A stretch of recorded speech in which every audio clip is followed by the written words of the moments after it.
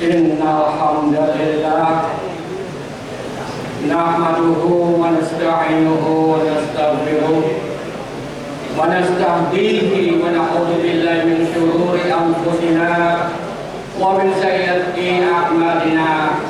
Man yahdihillahu fala mudilla lahu wa man yudlil fala hadiya lahu.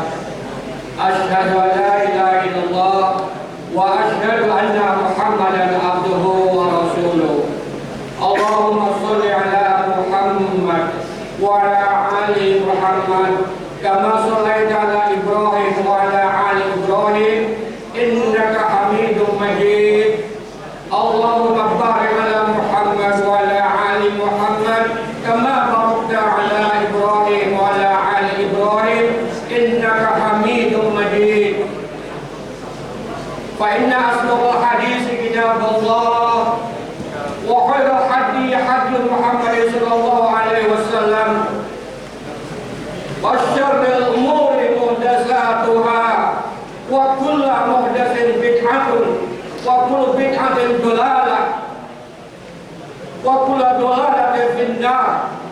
Fa inni usikum wa iyaya nafsi bitaqullah faqad fazal mu'minuna muttaquna haitsu qala Allah tabaraka wa ta'ala ya ayyuhalladzina amanu taqullaha haqqa tuqatih wa la tamutunna illa wa antum muslimun. Kaum muslimin arsalani wa arsadukumullah, tak henti-hentinya kita bersyukur kehadirat Allah Subhanahu wa taala melalui hati, lisan dan anggota badan, karena sampai detik ini kita masih diberikan olehnya begitu banyak kenikmatan yang zahir maupun yang batin, sehingga kita mampu bersimpuh sujud di dalam masjid yang barokah ini dalam rangka mendekatkan diri kepadanya. Salawat serta salam semoga selalu tercurahkan kepada baginda Muhammad sallallahu alaihi wasallam, sebaik-baiknya manusia, Rasul yang paling mulia yang kita harapkan syafaat beliau kelak di hari kiamat. Selaku khatib, saya wasiatkan kepada seluruh jamaah di sini agar selalu meningkatkan kesalehan, ketakwaan dan keimanan kita kepada Allah, karena pada hakikatnya semua manusia di sisi Allah, baik yang kaya atau miskin, yang bermartabat atau yang melarat, yang tua atau yang muda, sungguh tiada barometer kemuliaan yang diakui di sisi Allah kecuali ketakwaan yang kita miliki. Wa tazawwadu fa inna khairaz zadi taqwa. Artinya maka berbekalah, sungguh sebaik-baiknya bakal adalah takwa. Sungguh tiada wasiat yang lebih mulia di muka bumi ini selain wasiat ketakwaan. Marilah kita tingkatkan ketakwaan kita kepada Allah Subhanahu wa taala dimanapun dan kapanpun kita berada. Mari kita lihat diri kita, masihkah kita melakukan hal-hal yang dilarang oleh Allah, dan sudahkah kita mengerjakan apa yang diperintahkan Allah? Jika ternyata kita masih mengerjakan larangannya dan meninggalkan perintahnya, berarti kita belum layak disebut sebagai hamba yang bertakwa. Maka dari itu marilah senantiasa berbenah dan memperbaiki diri selagi Allah masih memberi kita kesempatan.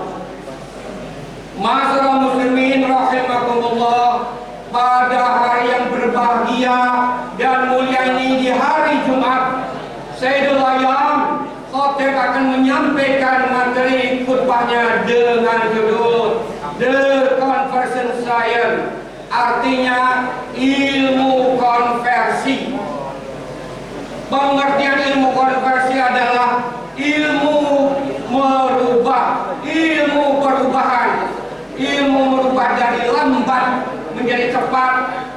dari susah menjadi mudah, dari miskin menjadi kaya, dari tunggal, singular menjadi plural, banyak atau unlimited. Hal ini pasti melibatkan membutuhkan banyak orang, atau saling membutuhkan, atau tolong menolong satu sama lain. Dalam ilmu biologi disebut simbiosis mutualisme, yang artinya saling keterkaitan satu sama yang lain. Jamaah salat Jumat yang dirahmati Allah, ketika awal kita ada di dunia, kita membutuhkan seseorang perantara kelahiran, yaitu ibu kita tercinta. Saat itu kita membutuhkan seorang bidan yang mengeluarkan kita dari perut ibu kita. Dari kecil hingga tumbuh dewasa kita membutuhkan orang tua. Ketika kita mendapatkan kesulitan dan memiliki hajat, kita membutuhkan tetangga dan warga sekeliling kita. Kita punya problem kehidupan, kita juga membutuhkan seorang pendengar. Hingga ketika ajal menjemput, manusia adalah makhluk sosial yang tidak bisa hidup sendirian. Mereka saling membutuhkan satu sama lainnya. Oleh karena itu pesan yang ditanamkan sejak kecil hingga dewasa adalah jangan bosan-bosan menolong orang lain yang membutuhkan. Jamaah sekalian, Islam adalah agama yang sangat menganjurkan umatnya saling tolong-menolong dan merekatkan tali persaudaraan. Tolong-menolong dan bantu-membantu di sini tidak terikat oleh apapun. Bantulah dengan tulus siapa saja orangnya, baik yang kaya maupun yang miskin, orang yang berpendidikan maupun yang tidak mengenyam pendidikan. Bahkan Islam maupun non-Islam selama itu dalam ranah sosial, maka tidak ada salahnya kita membantu mereka, karena bagaimanapun mereka adalah saudara dalam kemanusiaan. Kecuali kita bantu yang dimaksud adalah kejahatan, keburukan, maka Islam melarang itu. Allah Subhanahu wa taala menegaskan dalam hal ada dalam Quran surat Al-Maidah ayat 2. Bismillahirrahmanirrahim. Wa ta'awanu 'alal birri wat taqwa wa la ta'awanu 'alal ismi wal 'udwan wattaqullaha innallaha syadidul 'iqab. Artinya, tolong menolonglah kamu dalam mengerjakan kebajikan dan takwa. Jangan tolong menolong dalam berbuat dosa dan pelanggaran, dan bertakwalah kamu kepada Allah. Sungguh Allah amat berat siksanya. Hadirin jamaah salat Jumat yang dirahmati Allah, sungguh menolong orang lain, khususnya yang sedang kesulitan, memiliki banyak manfaat baik bagi diri sendiri maupun yang kita tolong. Bahkan kondisi masyarakat pun akan mendapatkan manfaat dari sikap dan perbuatan baik ini. Dengan menolong orang muslim yang sedang membutuhkan pertolongan, maka kita mencerminkan pesan persaudaraan yang ditamsilkan oleh Nabi Muhammad SAW dalam sebuah hadis riwayat Imam Muslim. Masalul mu'minina fi tawaddihim wa tarahumihim wa ta'atufihim masalul jasadi idza istaka minhu adwun tada'a lahu sa'ilul jasadi bis-sahari wal humma. Artinya, orang-orang mukmin dalam hal saling mencintai, mengasihi dan menyayangi bagaikan satu tubuh. Apalagi apabila ada salah satu anggota tubuh yang sakit, maka seluruh tubuhnya akan ikut terjaga, atau tidak bisa tidur dan panas ikut merasakan sakitnya. Lebih tepatnya terkait keutamaan kebersamaan menolong sesama muslim. Rasulullah SAW bersabda dalam hadis riwayat Imam Muslim, "Man nafasa an mu'minin kurbatan min kurbid dunya, nafasallahu anhu kurbatan min kurabi yaumal qiyamah. Wa man yassara ala muqsir, yassara Allah alaihi fid dunya wal akhirah. Wa man tasara wa man satara muslima, satara Allah fid dunya wal akhirah. Wallahu aunil abdi ma kana abdu fi auni akhi." Artinya, siapa yang melapangkan satu kesusahan dunia dari seorang mukmin, maka Allah melapangkan darinya suatu kesusahan di hari kiamat. Siapa yang memudahkan urusan orang yang kesulitan, maka Allah memudahkan baginya dari kesulitan di dunia dan akhirat. Siapa menutupi aib seorang muslim, maka Allah akan menutup aibnya di dunia dan akhirat. Allah senantiasa menolong seorang hamba selama hamba tersebut menolong saudaranya. Hadirin jamaah salat Jumat yang dirahmati Allah, dalam hadis lain Rasulullah SAW memerintahkan umatnya untuk menolong orang yang didolimi, bahkan orang yang ingin berbuat dolim. Dalam hadis Nabi disebutkan unsur akhaka dhalima aw madluma, artinya tolonglah saudaramu ketika dia berbuat dolim atau ketika dia didolimi. Dalam hadis yang disebutkan tadi, mungkin kita bertanya-tanya, bagaimana mungkin kita menolong orang yang dolim, padahal Allah telah melarang membantu dalam hal keburukan. Hal ini pun pernah ditanyakan juga para sahabat. Rasulullah SAW pun menjawab, "Ta'khudhu fawqa yadayhi," artinya pegang tangannya, tahan dia dari perbuatan zalim. Ma'asyiral muslimin rahimakumullah, dalam hadis-hadis di atas kiranya dapat menjadi pelajaran bagi kita semua agar bermurah hati menolong sesama muslim, karena mereka adalah saudara kita di sekitar kita yang sedang dalam kesulitan.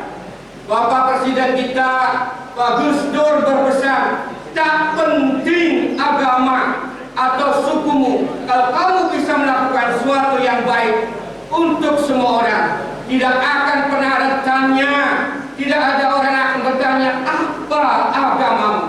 Simpelnya adalah kita harus banyak tolong menolong dalam hal kebaikan, baik antara hubungan manusia dengan manusia atau manusia dengan makhluk Allah yang lainnya. Hadirin jamaah salat Jumat yang dimuliakan Allah, setiap kajian materi khutbah atau ceramah yang saya sampaikan tiada lagi bahasanya, kajiannya adalah changing, artinya perubahan. Khatib yakin pada jamaah yang ada di sini khususnya dan lingkungan masyarakat di sini pada umumnya senang akan adanya perubahan. Perubahan dari orang miskin menjadi orang kaya, perubahan dari pengangguran menjadi punya usaha sendiri, perubahan dari the worker menjadi the owner. Dan begitu pun saya adalah insan yang mau berubah dari the loser menjadi the winner. Hadirin jamaah salat Jumat yang rahimakumullah, apa sih ilmu konversi dalam wujud tolong menolong dan bagaimana aplikasinya dalam kehidupan sehari-hari? Untuk menjawab itu semua, saya akan memaparkan dengan sederhana dan jelas. Contoh, jika kita menjadi pegawai, kepala sekolah, kepala desa, camat, bupati, wali kota, gubernur, bahkan presiden sekalipun, jika ada yang minta legalisir tanda tangan pertolongan, yang harus dilakukan adalah dan malah mempersulit atau minta bayaran, minta prosentase, minta jatah dari apa yang kita lakukan. Istilah kali ini sering kita dengar, wani biro. Berapa persentase buat saya? Inilah fenomena-fenomena yang ada dalam kehidupan kita sehari-hari. Ibarat ada pepatah yang mengatakan, no money, no entrance, la fulus ente mampus. Artinya tidak ada uang, tidak boleh masuk. Tidak ada fulus ente mampus. Artinya tidak ada uang, ente tidak bakalan diterima. Artinya kita bisa samakan suap menyuap. Fenomena-fenomena ini banyak terjadi di sekitar kita, bahkan terjadi di mana-mana. Seharusnya yang kita lakukan adalah bekerja dengan ikhlas, dikonversi, dirubah dalam bentuk doa. Jika kita melakukannya dengan ikhlas tanpa mengharap balasan, maka semakin tinggi jabatan kita, semakin besar konversinya, perubahannya, rewardnya yang dibalas oleh Allah Subhanahu wa Ta'ala. Hadirin jamaah salat Jumat yang dirindukan surganya Allah, di akhir khutbah yang pertama ini saya akan mengisahkan satu cerita, satu kisah yang insya Allah kisah ini menjadi pelajaran buat kita semua yang hadir di sini, agar suka atau gemar tolong-menolong sesama manusia dengan harapan ada balasan dari Allah Subhanahu wa Ta'ala yang besar, bukan malah hitung-hitungan pada orang lain. Kisah ini akan saya samarkan nama dan tempatnya.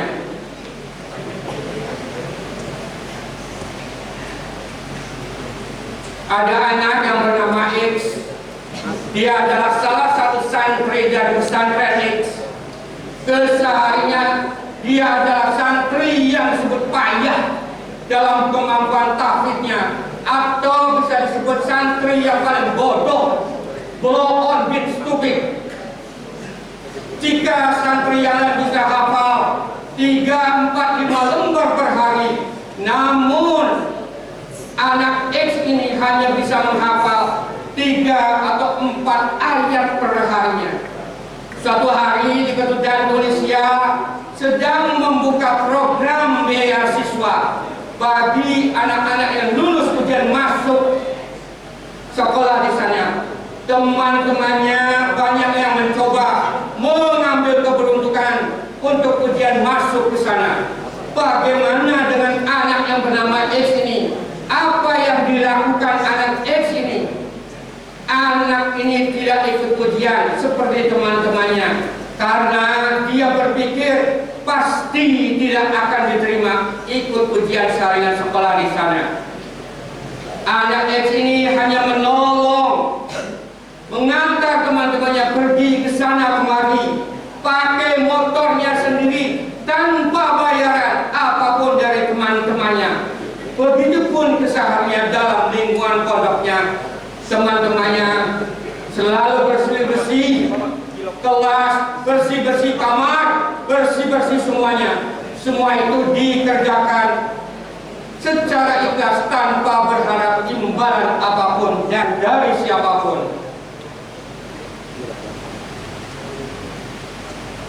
Apakah Allah diam saja yang dikerjakan anak X ini?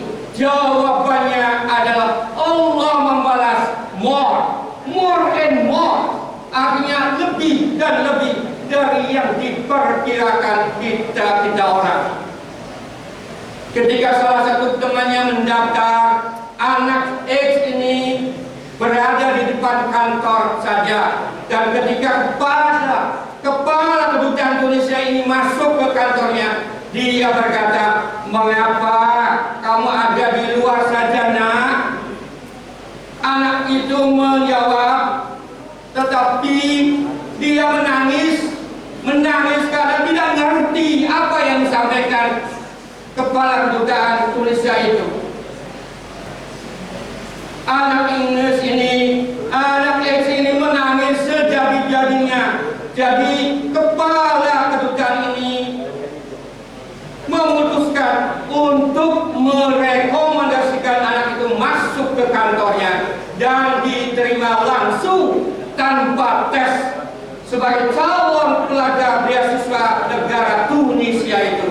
Masya Allah, what magic, what inspiration. Itulah miracle, itulah keajaiban, itulah kehebatan jika kita sering tolong-menolong secara ikhlas tanpa ada embel-embel minta balasan.